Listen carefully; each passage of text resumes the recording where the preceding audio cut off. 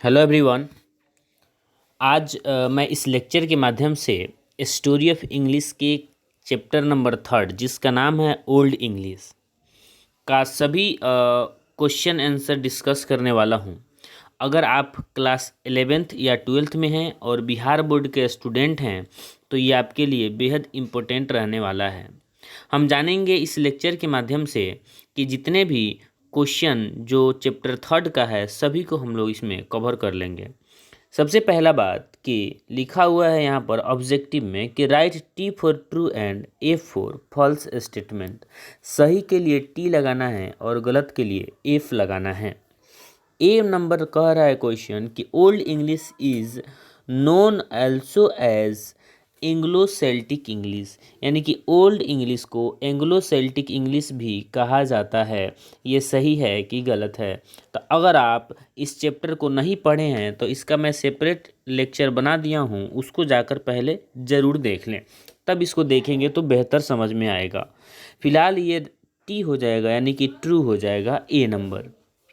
B number देखते हैं। B number क्या कह रहा है?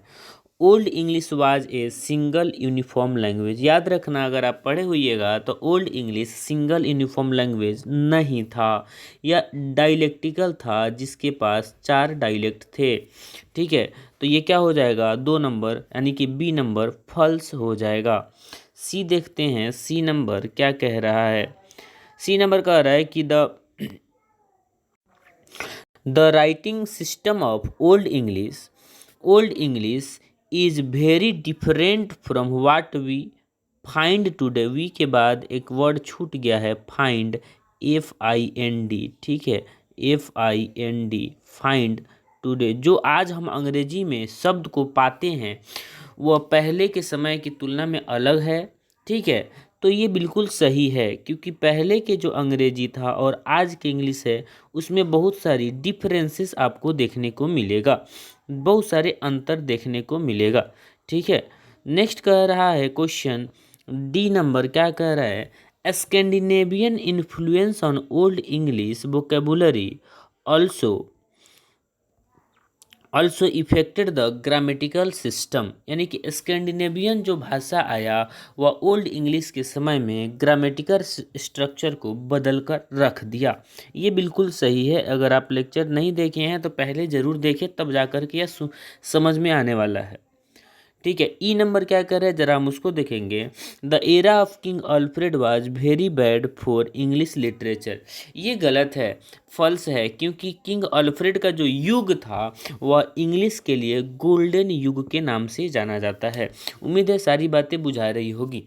नेक्स्ट देखिए क्या कर रहा है यहाँ पर। अब आ गया सब्जेक्टिव क्वेश्चन, शॉर्ट क्वेश्चन दिए। याद रखना, स्टोरी ऑफ इंग्लिश के हमेशा एक स्टोरी ऑफ इंग्लिश से बिहार बोर्ड में हमेशा शॉर्ट क्वेश्चन ही पूछा है। ठीक है, और आंसर द वेरी ब्रीफली, यानी छोटा छोटा करके आंसर करना है।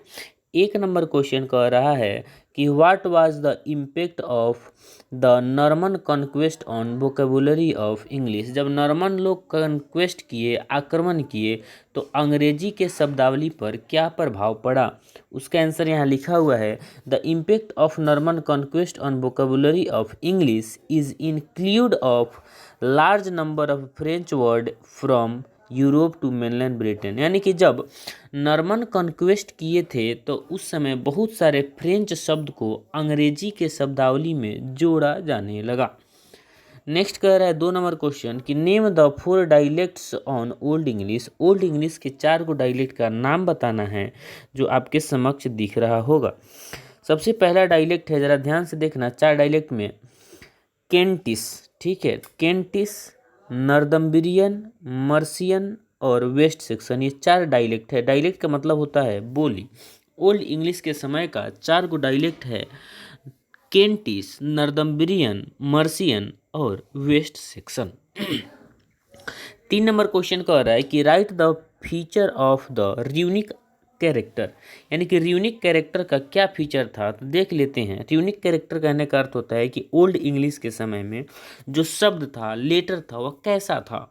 The feature of runic alphabet which was used क्या है, northern and western part of Europe, it alphabet is characterized symbolic which is find on weapon, knife and swords. पता है, जो ओल्ड इंग्लिश के समय में अल्फ़ाबेट जो था वो इस हिसाब से डिज़ाइन किया गया था कि वह सिंबॉलिक हुआ करता था। वह क्या हुआ करता था? सिंबॉलिक हुआ करता था।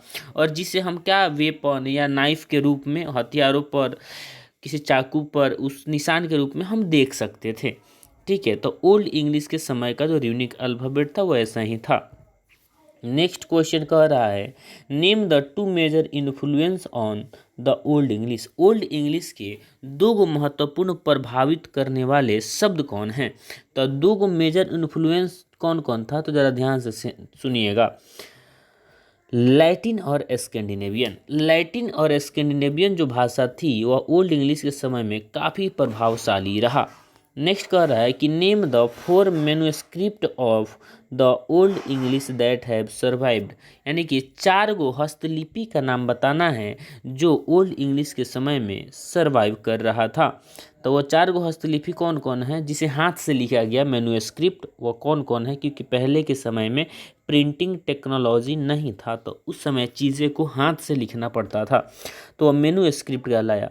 और मैन्युस्क्रिप्ट में 4 गो कौन है? एक नंबर है द ब्योल्फ, बी में है 2 नंबर में द जूनियस, 3 में है the Exter book and D में है द बर्सली बुक। उम्मीद है सारी बातें समझ में आया होगा। ये चैप्टर नंबर 3 का जितने भी क्वेश्चन आंसर था किताब का स्टोरी ऑफ इंग्लिश का, वह सारे के सारे हमने कंप्लीट किया। अगर आपको लेक्चर समझ में आया होगा और वीडियो पसंद आया होगा तो आप इसको लाइक, शेयर और सब्सक्राइब जरूर करें। और अगर आप के दोस्त भी हैं तो उनके पास ज़रूर इसे भेजें। इसमें हम यहीं तक रखेंगे। धन्यवाद।